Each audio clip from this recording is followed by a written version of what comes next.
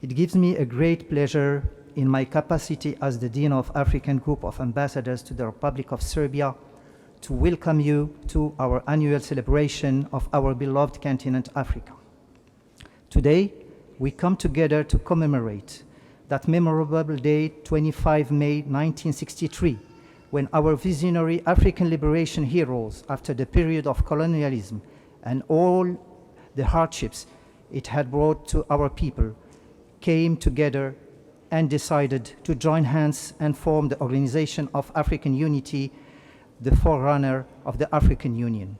We are also celebrating the decision of the Republic of Serbia in 2017 to declare 25th May as the Day of Friendship between Serbia and the peoples of Africa, which is testimony of the solid and historic bonds of friendship between Belgrade and the African continent, based on mutual respect, the invaluable support that the former Yugoslavia provided to many African countries in their struggle to end colonialism and build their nations, and of course, the noble principles and values of the non-aligned movement.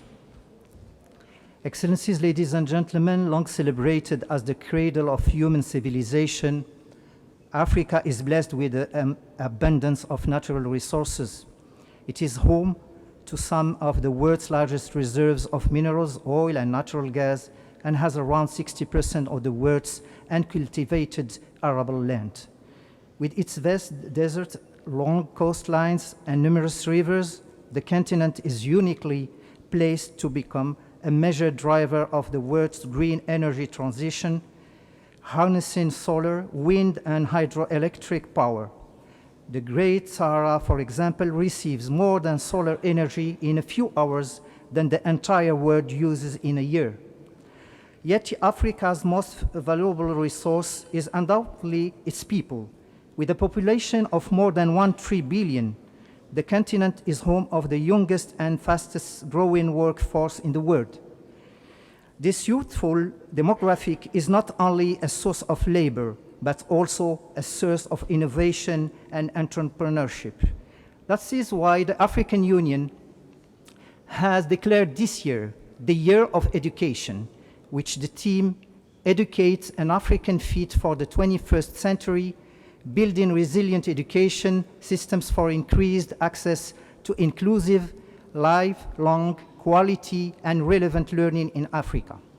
As we all know, education plays a central role in development and essential for individuals and societies to reach their full potential.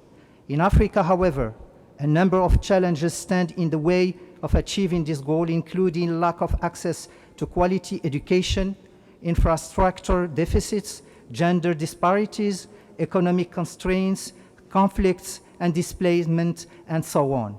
Despite these challenges, African leaders are determined to take decisive action to address this critical issue for the continent's future and to accelerate progress towards achieving Sustainable Development Goal 4, which calls all governments to ensure inclusive, equitable, and quality education and to promote lifelong learning opportunities for all.